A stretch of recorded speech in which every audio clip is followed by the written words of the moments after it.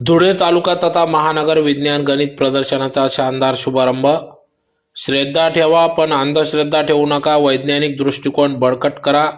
आयुक्त अजित शेख। शिक्षण विभाग पंचायत समिती धुळे, धुळे शहर व तालुका मुख्याध्यापक संघ, विज्ञान व गणित अध्यापक संघ धुळे महानगर व धुळे तालुका तथा आदर्श शिक्षण प्रसारक मंडळाचे बापूसाहेब डी विस्पुते माध्यमिक विद्यालय नकाने रोड धुळे येथे संस्थेचे अध्यक्ष माननीय महेंद्र डी विस्पुते यांच्या अध्यक्षतेखाली धुळे जिल्हा परिषदेचे कर्तव्यदक्ष मुख्य कार्यकारी अधिकारी अजित शेख, नाशिक विभागीय शिक्षण मंडळ नाशिकचे सचिव मोहन देसले यांचे शुभ हस्ते या ठिकाणी या विज्ञान प्रदर्शनाचं उद्घाटन करण्यात आले। तर प्रसंगी विज्ञान दालनाचे अनावरण धुळे जिल्ह्याचे कर्तव्यदक्ष शिक्षणाधिकारी डॉक्टर मनीष पवार यांच्या हस्ते करण्यात आले। तर प्रसंगी शिक्षणाधिकारी माध्यमिक चंद्रकांत पाटील, गट विकास अधिकारी गणेश चौधरी, उपशिक्षणाधिकारी प्रतिभा ठाकूर, प्रमोद पाटील, प्रमोद सोनार, गट शिक्षणाधिकारी पंचायत समिती धुळे व्ही गुगे, विज्ञान पर्यवेक्षक सुधाकर बागोल, मुख्याध्यापक संघाचे अध्यक्ष आर पाटील, धुळे जिल्हा विज्ञान व गणित अध्यापक संघाचे अध्यक्ष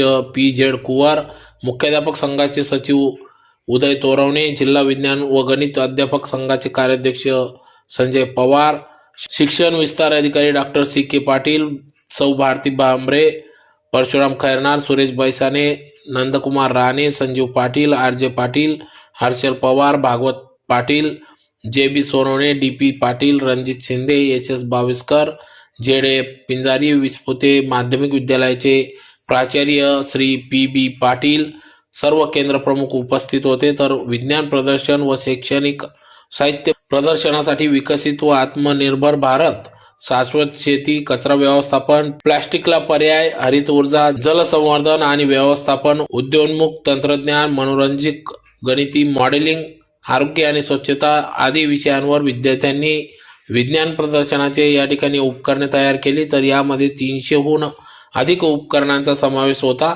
कार्यक्रमाचे सूत्रसंचालन प्राध्यापक महेश पाटील, अपर्णा पाटील यांनी केले। तर कार्यक्रमाचे प्रास्ताविक गट शिक्षणाधिकारी विठ्ठल घुगे, मूल्यमापनाचे मार्गदर्शन धुळे जिल्हा विज्ञान संघाचे सचिव CT पाटील यांनी केले। तर मुख्य कार्यकारी अधिकारी अजित शेख यांनी देखील विद्यार्थ्यांना मार्गदर्शन केले। तर कार्यक्रमाच्या शेवटी अध्यक्षीय मनोगतातून नानासाहेब महेंद्र विस्पुते यांनी या ठिकाणी विद्यार्थ्यांना व विज्ञान शिक्षकांना प्रेरणा आणि प्रोत्साहन देऊन वैज्ञानिक दृष्टिकोन निर्माण होण्यासाठी अशा प्रकारच्या विज्ञान प्रदर्शनाची आवश्यकता असते असे यावेळेस त्यांनी आपली प्रतिक्रिया व्यक्त केली।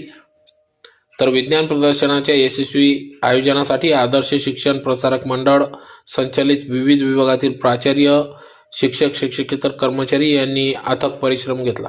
तर उद्या दिनांक 19 डिसेंबर 2025 रोजी दुपारी 3 वाजता या विज्ञान प्रदर्शनाचा समारोप करण्यात येणार आहे। बंधू आणि भगिनी आणि या सर्व विद्यार्थ्यांना सतत मेहनत मार्गदर्शन करणारे त्यांचे सर्व गुरुजन वर्ग, सर्वप्रथम मी आमच्या संस्थेच्या वतीने आपण सर्वजण या ठिकाणी आलात, मी सर्वांचे या ठिकाणी मनपूर्वक स्वागत करतो।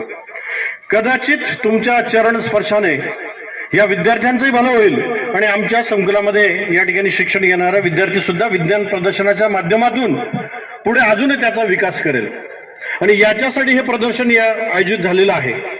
अत्यंत मेहनतीने सर्वांनी आजच्या आणि उद्याच्या कार्यक्रमासाठी जी मेहनत घेतलेली आहे, ज्या विद्यार्थ्यांना तुम्ही या ठिकाणी आणलं त्या विद्यार्थ्यांची स्थिती परिस्थिती जर बघितली तर निश्चितच त्यांना तुम्ही मार्गदर्शन करून पुढे नेणार आहात। का सर्व शिक्षकांची मेहनत सकाळपासून कालपासून आणि त्याच्या पडद्यामागची मेहनत सर्वांनाच माहीत असते। म्हणजे मी तर असं म्हणेन स्टेजवर बसलेले आणि सर्व शिक्षक तुम्ही अत्यंत चांगली मेहनत घेतायत, एक विषय सोडून एका विषयात सर्वच नापास होतील आणि तो विषय महत्वाचा आहे विद्यार्थ्यांसाठी। जर कधी या सर्व व्यक्तींना विचारलं तुम्ही तुमच्या स्वतःला किती वेळ देतात, तुमच्या आरोग्यासाठी, तुमच्या कुटुंबाला किती वेळ देतात, तुमच्या मुलांसाठी किती वेळ देतात, हे सर्वजण नापास होतील। परंतु समाजाचे गोरगरिबाचे विद्यार्थी घडवण्यासाठी ज्या पद्धतीने हे लोक वेळ देतात ही सर्व वाखडण्यासारखी गोष्ट आहे। म्हणूनच तुमच्यासारख्या विद्यार्थ्यांना विज्ञान प्रदर्शनापर्यंत येण्याची संधी मिळाली। जर कधी विचार करा या शिक्षकांनी मार्गदर्शनच केलं नसतं तर हा विषय तुमच्यापासून खूप दूर राहिला असता। असे सर्व मेहनत घेणारे सर्व शिक्षक समाजामध्ये अजून तुमच्याकडून समाजाची खूप मोठी अपेक्षा आहे आणि ती काळाची गरज पण आहे। कारण 2047 विकसित भारताचे जे स्वप्न आज सर्वजण बघत आहेत आणि तो विकसित भारत झाल्याशिवाय राहणार नाही यासाठी सर्वजण प्रयत्न करत आहेत. परंतु अजून आपल्याला अधिक प्रयत्न करण्याची गरज आहे, अजून स्मार्ट पद्धतीने प्रयत्न करण्याची गरज आहे. कोणी काम केलं अथवा नाही केलं तर विकसित भारतापासून कोणीच आता थांबू शकत नाही, कोणी मागे हटू शकत नाही. परंतु प्रत्येकाने या ठिकाणच्या प्रत्येक व्यक्तीने एक विचार करायचा आहे. जसं आपण इतिहास वाचतो, लोकांना सांगतो, विद्यार्थ्यांना सांगतो, तर त्यावेळच्या लोकसंख्येचा विचार केला आणि इतिहासामध्ये किती लोकांचं नाव लिहिलं गेलं आहे याचाही आपल्याला विचार करायचा आहे. तसंच 2047चा सुद्धा इतिहास ज्यावेळेस त्याच्या पुढे वाचला जाईल, लिहिला जाईल, लोकांसमोर मांडला जाईल, तर त्यावेळेस किमान प्रत्येकाचं नाव त्याच्यात असावं यासाठी आपल्याला सर्वांना काम करायचं आहे. ही संधी तुम्हाला आपल्याला आलेली आहे. तर या दृष्टिकोनातून आपण सर्वजण काम करूया, या विद्यार्थ्यांचा विकास घडूया.